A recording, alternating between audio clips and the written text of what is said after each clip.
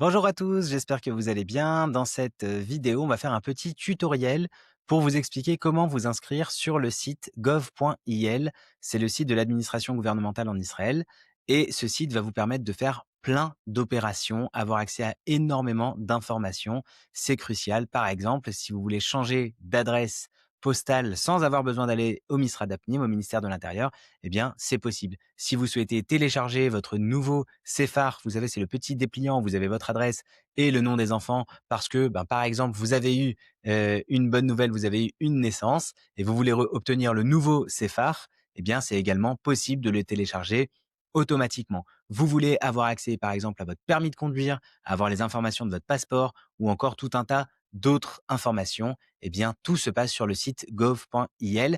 Donc, dans ce petit tutoriel, comme ils n'ont pas d'interface en français, on va vous expliquer comment vous inscrire. C'est super simple. C'est parti, on se retrouve sur mon écran. Voilà, donc là, on est sur mon écran et on va tout de suite voir les informations principales que l'on va retrouver tout au long de cette demande, de cette démarche d'inscription.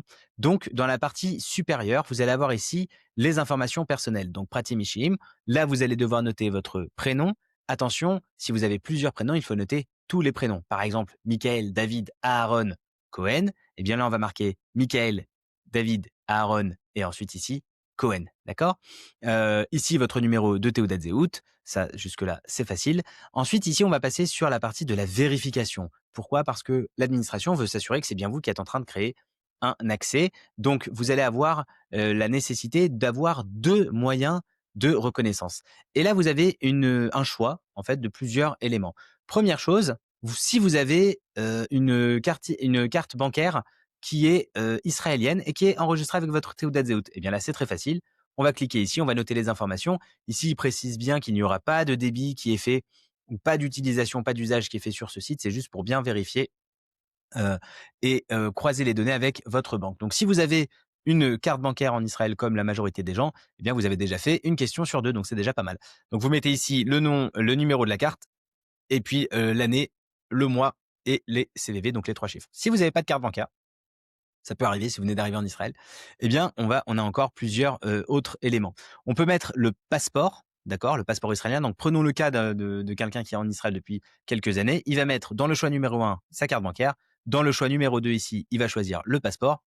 Et hop, là, ici, une fois que vous avez mis donc le numéro de passeport et la date d'émission, attention, c'est pas la date de prescription de péremption, c'est la date d'émission. Donc là, vous allez mettre le numéro du passeport et la date d'émission du passeport. Et si vous avez déjà accès à ces informations-là, vous avez tout validé. Sinon, on va quand même passer en revue les autres questions que vous pouvez avoir. Donc, imaginons que vous n'avez pas de passeport ou pas de carte bancaire, vous n'avez pas les deux. Vous pouvez mettre dans les 12 premiers mois qui suivent votre alia, votre arrivée en Israël, vous pouvez mettre votre numéro de Théoudat Olé. Vous le retrouvez dans le dépliant en page numéro 2, la page où vous avez la photo, il y a marqué là-bas le Mispar Théoudat Olé. Et le Mispar Pinkas, c'est le numéro du carnet. Ça, vous savez, sur la deuxième page, vous allez voir la page en face, il y a comme des numéros qui sont poinçonnés. Eh bien, c'est ces numéros-là qu'il faudra noter ici. Donc ça, c'est pour, mais je répète, ça ne marche que dans les 12 mois qui suivent votre arrivée avec la Théoudat Olé. Sinon, on a encore d'autres options. On va ici choisir deux questions personnelles.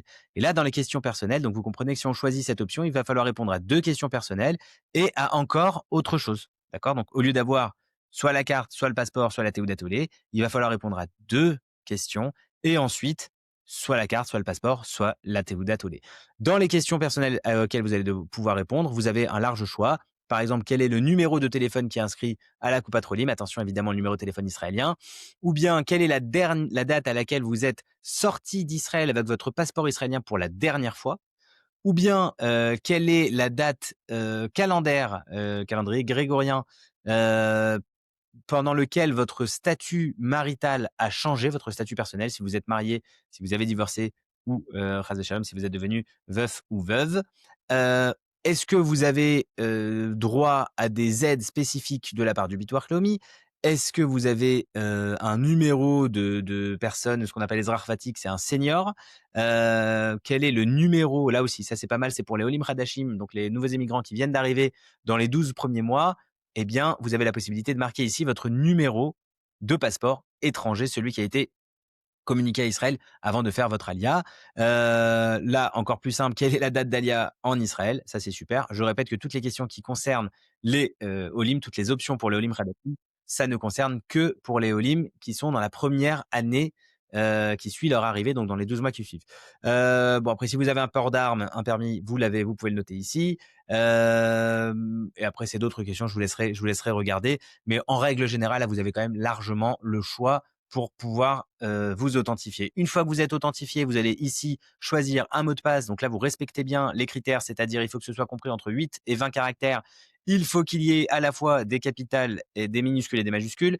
Il faut qu'il y ait au moins un chiffre et au moins un signe spécial, donc arrobase, point d'exclamation, dollar, guillemets, etc. Tout ça, c'est des signes qui sont particuliers. Bon, vous n'avez pas le droit d'utiliser, là c'est ce qu'il note, hein, vous n'avez pas le droit d'utiliser votre numéro de Théodate Zéot et vous n'avez pas le droit de mettre 2 fois le même caractère d'affilée. Donc par exemple, je sais pas moi, 22, ça marche pas parce qu'il y a 2 et 2. Tout simplement. Ensuite ici, vous devez noter, ça c'est hyper important, vous notez une adresse email, vous renotez l'adresse email, votre numéro de téléphone en Israël, vous renotez votre numéro de téléphone, vous cochez ici de quelle manière vous souhaitez recevoir parce que vous allez recevoir un code à la fois par mail et également un code par SMS ou bien par appel. Donc faites bien attention de mettre ici une adresse mail à laquelle vous avez accès, sur laquelle vous recevez des emails, et un numéro de téléphone en Israël qui a la possibilité soit de recevoir des appels, soit de recevoir un SMS. Ensuite, vous cochez ici que vous validez ces conditions. C'est très simple. Une fois que vous avez rempli toutes vos informations personnelles, vous allez ensuite pouvoir cliquer sur le bouton bleu et passer à l'étape suivante. Vous allez recevoir un premier code par mail pour valider votre adresse email, un autre code ensuite par SMS ou par appel vocal pour valider votre numéro de téléphone. Et ensuite, félicitations, Mazal Tov, votre compte sur gov.il est bien créé. J'espère que ce tutoriel vous a aidé. À très bientôt pour de nouvelles vidéos.